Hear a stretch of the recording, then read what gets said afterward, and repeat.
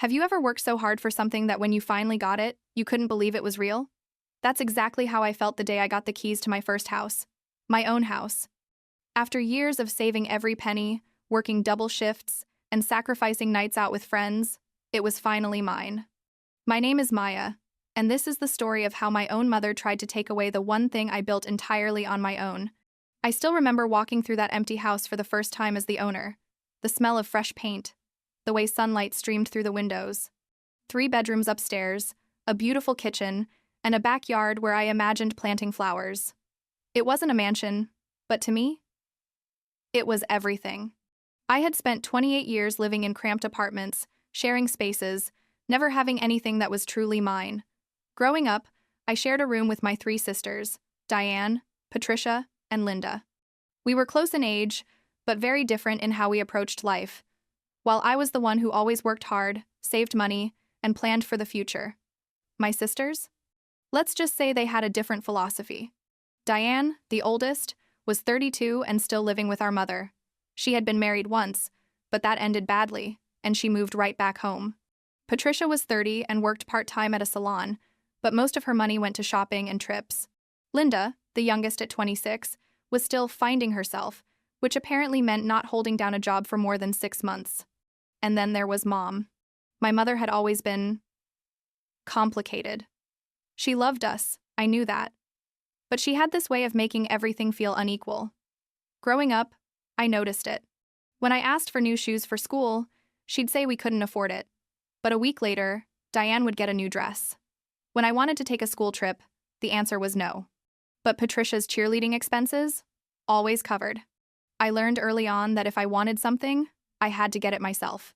So I did. I started working at 15, babysitting, then waitressing, then eventually landing a good job in sales. I lived simply. I didn't buy designer clothes. I didn't take expensive vacations. Every bonus, every tax return, every extra dollar went into my savings account. Because I had a goal. I wanted a home. My home. When I finally bought the house, I was so proud. I called my family to share the news, expecting congratulations and excitement. Mom's response? "Oh, that's nice, honey. Your sisters will be so jealous." Not congratulations. Not "I'm proud of you." Just that. But I brushed it off. I was too happy to let anything ruin this moment. The closing was on a Friday, and I spent the entire weekend planning. I measured rooms for furniture. I picked out paint colors. I imagined which bedroom would be mine, which would be a guest room, and which would be my home office where I could finally work in peace. That Sunday evening, I invited my family over for a little celebration. Nothing fancy, just pizza and showing them around the place. Mom arrived with my 3 sisters. They walked through the house, and I watched their faces carefully. Diane seemed impressed, but quiet. Patricia made comments about how she would have decorated differently. Linda barely looked up from her phone. But Mom? Mom walked through each room slowly, touching the walls, opening closets, checking the windows. She spent extra time in the 3 bedrooms upstairs. At the time, I thought she was just being thorough, maybe admiring the space. I had no idea what was actually going through her mind. After the tour, we sat in the living room eating pizza off paper plates, since I didn't have furniture yet. That's when Mom said something that should have been my first warning. "You know, Maya, this house is really too big for just you. 3 bedrooms? What are you going to do with all this space?" I laughed. "Well, one's my bedroom, one will be a guest room, and one will be my office.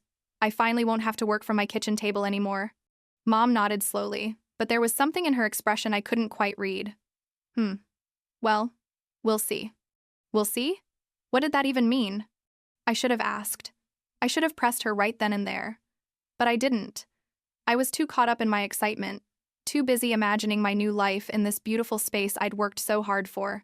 That was my first mistake. 2 weeks later, I was at work when I got a text from my sister Linda.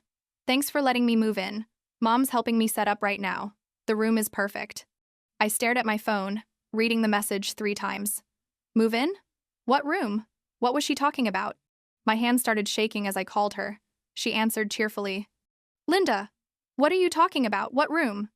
"The bedroom at your house." "Mom said you agreed to let me stay there while I get back on my feet. She gave me a key yesterday and said I could move my stuff in today." I'm here right now, setting everything up. My heart dropped into my stomach. Linda, I never agreed to that. I never. Oh, well, Mom said you offered. She said you had all this extra space and wanted to help family. Hold on. Mom wants to talk to you. Before I could respond, I heard my mother's voice. Calm, casual, like she hadn't just completely invaded my life. Maya, honey, don't be upset. Linda really needed a place to stay, and you have 3 whole bedrooms. It's just temporary until she gets a job and saves up. You understand, right? Family helps family. I was speechless. Actually speechless. I was sitting in my office, my coworkers around me, and I couldn't even form words. Mom, you gave her a key to my house? Without asking me? Well, I didn't think you'd mind. You're always so generous. And besides, it's just Linda. She's your baby sister. That's not the point. This is my house. You can't just… Maya, people are calling me. We'll talk later. Linda's all settled in now anyway. Love you. Bye. She hung up. I sat there in complete shock. My mother had given my sister a key to my house and moved her into one of my bedrooms without my permission. Without even asking. Just decided. I left work early. I drove straight to my house, my mind racing the entire time. When I pulled up, I saw Linda's car in the driveway and my mother's car parked on the street. I walked into my own house and heard voices upstairs. I climbed the stairs and found Linda unpacking boxes in what was supposed to be my guest room. The room was already a mess. Clothes everywhere. Makeup on the dresser. Her laptop and chargers plugged into my outlets. Linda, you need to pack this all back up. She turned to me with a confused expression. What? Why? Mom said. I don't care what Mom said. This is my house. I bought it. I didn't agree to this. My mother appeared in the doorway, her arms crossed. Maya, don't be selfish. Linda has nowhere else to go. Are you really going to throw your own sister out on the street? She's not on the street, Mom. She lives with you. Well, I need my space too, and you have plenty of room here. I felt like I was losing my mind. This couldn't be happening. But it was about to get worse. The next day, I changed the locks. I had to. It was the only way to take back control of my own home. I texted my family and explained calmly that while I loved them, this was my house, and I hadn't agreed to anyone moving in. My phone exploded with messages. Diane called me selfish. Patricia said I was being cruel to Linda. Mom sent me a long text about how disappointed she was in me, how she raised me better than this, how family was supposed to stick together. I stood my ground. I told Linda she could stay for 1 week to find somewhere else to go, but that was it. She cried. She called me heartless, but I didn't back down. That week was tense. Linda barely spoke to me. Mom kept calling, trying to guilt me, but I held firm.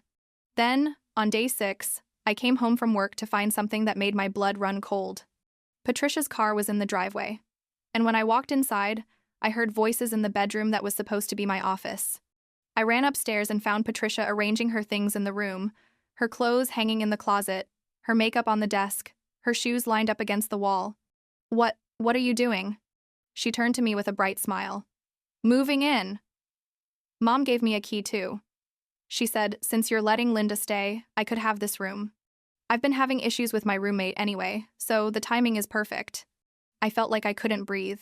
Mom gave you a key after I changed the locks? Patricia's smile faded. Well, yeah. She had a spare made. Didn't she tell you? My mother had made copies of my keys.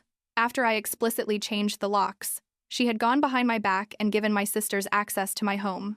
I was done being calm. I called my mother immediately. She didn't answer.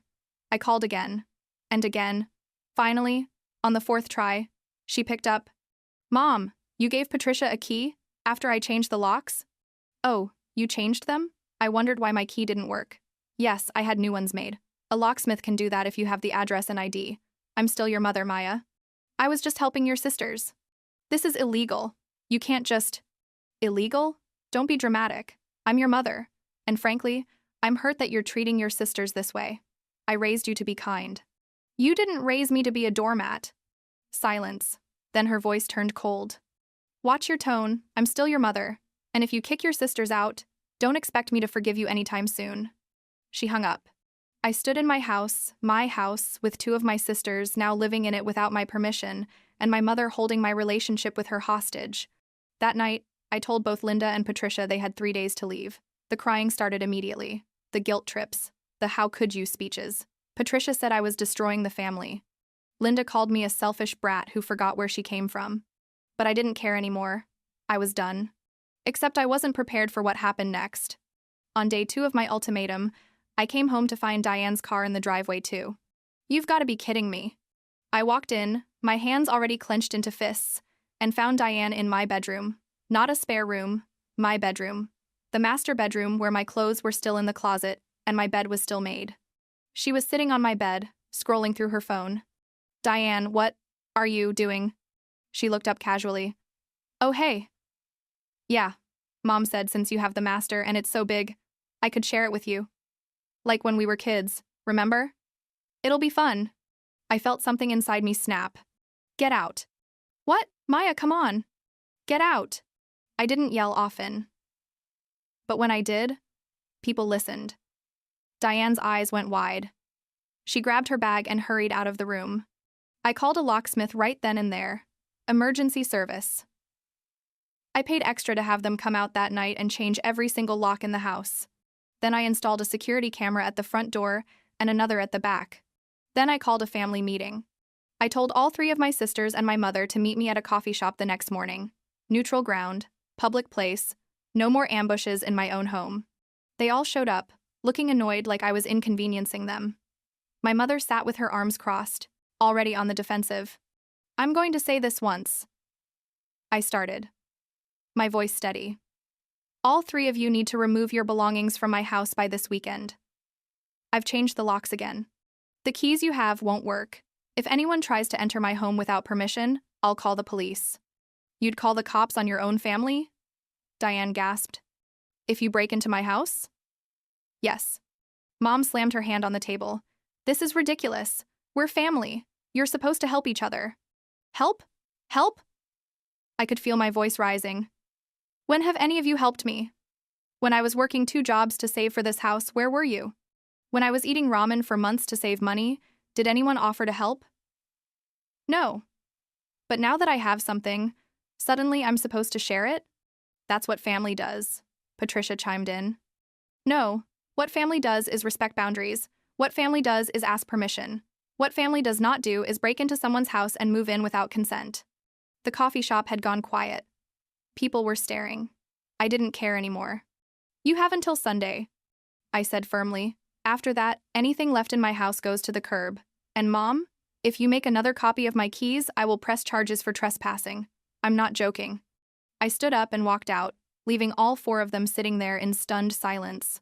That night, I realized something. Being angry wasn't enough. Setting boundaries wasn't enough. They didn't respect me. They never had.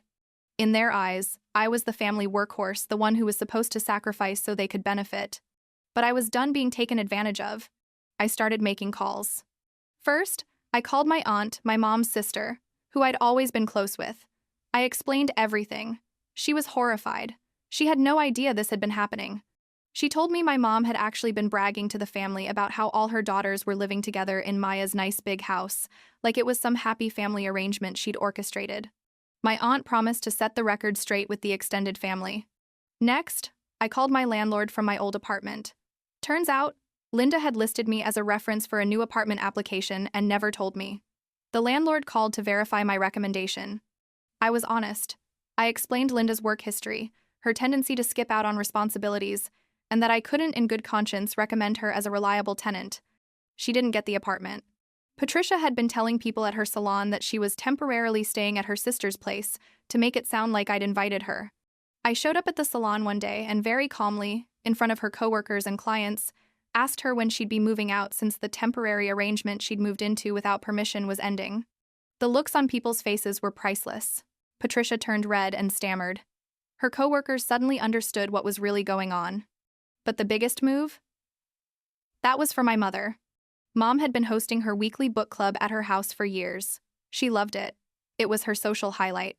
She'd always brag about her daughters during these meetings, how successful we all were, how close we were as a family. I reached out to 3 women in her book club who I'd known since I was a kid. I told them the truth. Everything. How Mom had broken into my house, given away my rooms, and tried to manipulate me into accepting it. Word spread fast. By the next book club meeting, attendance had dropped significantly. The women who did show up asked my mother pointed questions about respecting boundaries and adult children's independence. She was mortified. But I still wasn't done. My mother had co-signed on Diane's car loan years ago. Diane had been making payments, but they were often late. I did some research and found out that if someone consistently makes late payments, it affects the co-signer's credit score too. I sent my mother a detailed breakdown of how Diane's financial irresponsibility was affecting her credit. I suggested she might want to reconsider enabling my sister's poor life choices.